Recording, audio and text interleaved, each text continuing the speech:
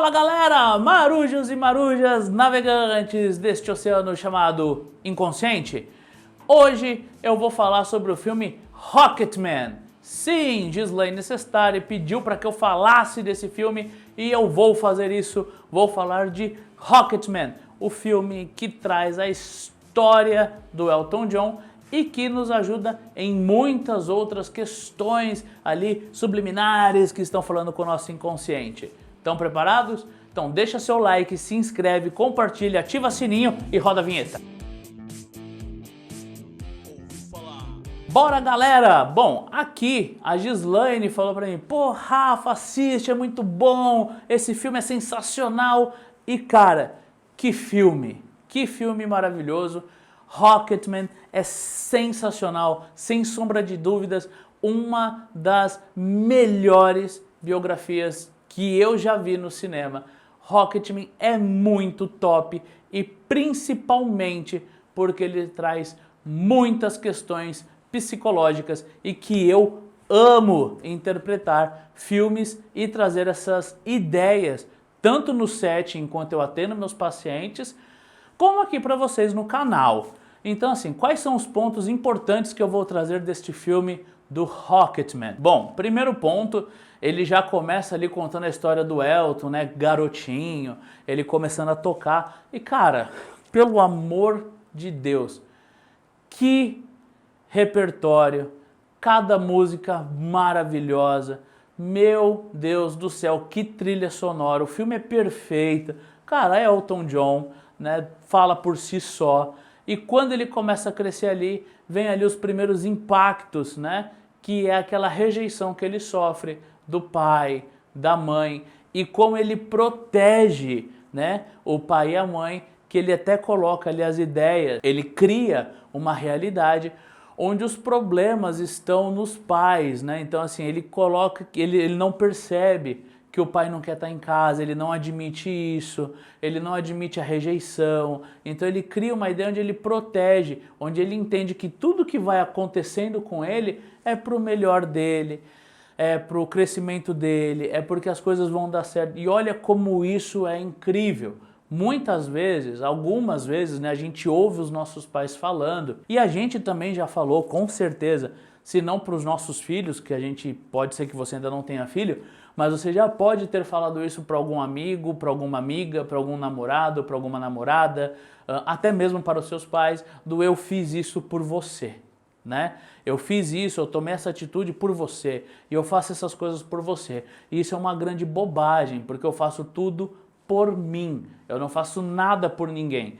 Mesmo quando eu me movimento a buscar alguma coisa por alguém, é porque eu vejo, o meu inconsciente percebe que aquilo ali vai me trazer uma recompensa ou vai me trazer alguma satisfação, senão eu simplesmente não faço, né? E aí isso é muito legal, porque isso você vai vendo, lógico, traz muito sofrimento. A gente vê no filme que o Elton sofre pra caramba, né? Vários preconceitos, várias pancadas, várias porradas, mas ao mesmo tempo ele vai negando as coisas que estão ali na cara dele, porque ele precisa se manter dentro daquilo ali que ele entendeu que é confortável, que é gostosinho.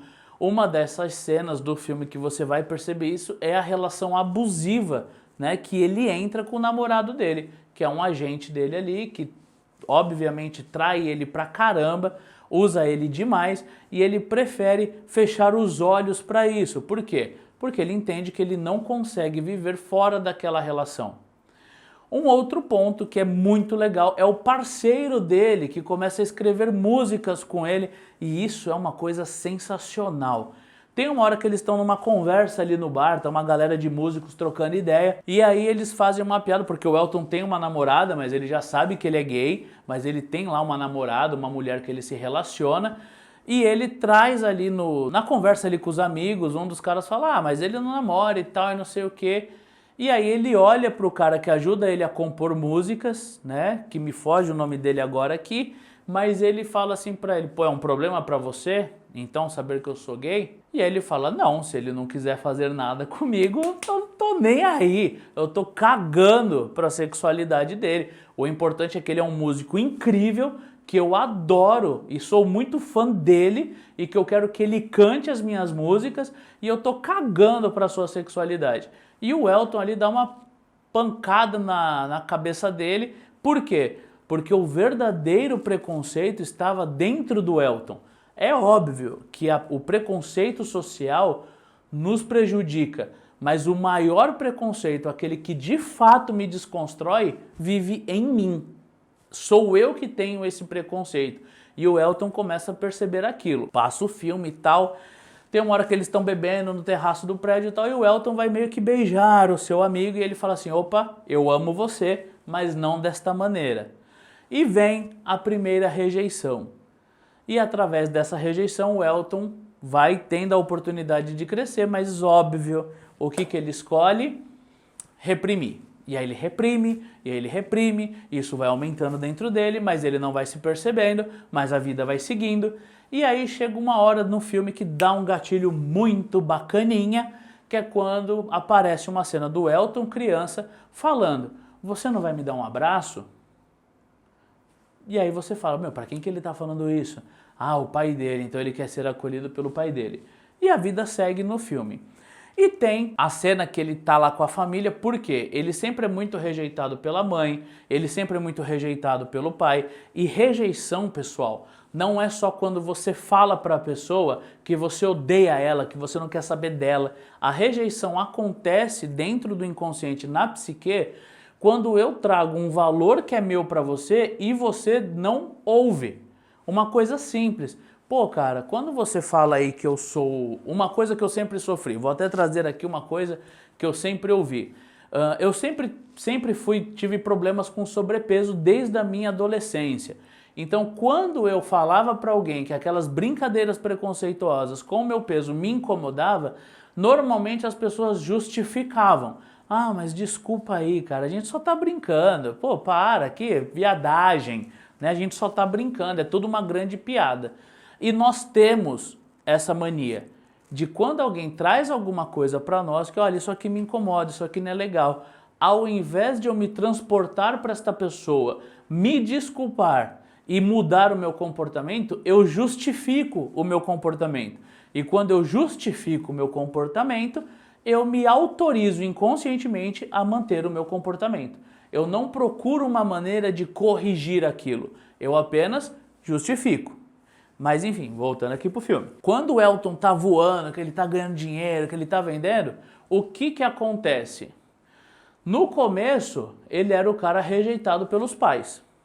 Agora, os pais usam o Elton como se ele fosse um objeto de adorno desses pais. Então os pais chamam os vizinhos, chamam os amigos para ir na mansão do Elton, começa a apresentar tudo como se o Elton fosse uma obra desses pais. Então o Elton agora, além de ser abandonado e rejeitado na infância, ele não é reconhecido. Por quê? Porque olha só o que o meu filho conseguiu. Olha só o que o meu filho conquistou. Ou seja, meu filho. Se ele fez, então tudo isso que ele fez é parte de mim. E aí ele começa a tomar cachaça, ele começa a tomar remédio e ele cai na piscina. Cara, isso é muito simbólico. Porque quando ele cai na piscina, a água sempre tem uma simbologia do nosso inconsciente. Pegam quando eu começo, navegantes deste oceano chamado inconsciente, exatamente, por conta desta profundidade. E quando ele está afundando na piscina, ele vê quem lá embaixo tocando um pianinho? Ele, quando criança. Ele é socorrido, aí ele tá numa aventura frenética e muitos shows e tal, e ele percebe que ele tá mal e ele decide se internar. Quando ele se interna, que ele começa a fazer o tratamento dele, já tem o rompimento com o parceiro dele que era o compositor, a carreira dele começa a declinar, porque esse arquétipo que é esse amigo dele, que é esse Animus, que fala para ele da valorização, ó, você está se perdendo, acho que você não está se percebendo. O Elton fica muito desnorteado, fala, então talvez de repente você tenha que ir embora, ele vai embora. Quando ele está lá na clínica de recuperação, esse amigo volta entrega novas músicas para ele e ele fala, mas você quer que eu grave e tal? Eu nunca te abandonei, então eu sempre estive aqui com você e eu espero que você saia. E aí ele começa o tratamento e tem vários gatilhos. Quando ele fala da sexualidade para a mãe dele fala, você nunca vai ser feliz. E nesse momento ela está falando dela, porque ela nunca foi feliz nas escolhas que ela fez de relacionamentos dela. Só que durante muitos anos o Elton trouxe isso para ele. Então ele não conseguia viver as coisas que ele desejava. Quando ele está numa terapia de grupo na clínica, é uma cena linda, assim, eu fico muito comovido ali, porque o Elton tá falando com a galera e aí fica um cenário preto, de novo, trazendo essa ideia do inconsciente, essa questão onde as minhas frustrações estão reprimidas e aparece o Elton criança falando para o Elton adulto, você não vai me dar um abraço? E a partir disso o Elton abraça o Elton criança e volta numa turnê onde ele tem músicas novas, onde ele dá certo e aí vem lá o finalzinho do filme trazendo todas as conquistas do Elton. E por que que isso aconteceu? Porque quem tem que acolher esta criança, esse sofrimento que tem dentro de nós, somos nós. E durante boa parte da vida do Elton, ele esperou esse acolhimento do outro, e ele viveu em frustração, ele buscou alucinógenos, ele buscou sofrimentos, ele buscou recompensas paliativas que não iam trazer de fato resultados concretos. E ele se internou numa frustração, em um sofrimento sem fim.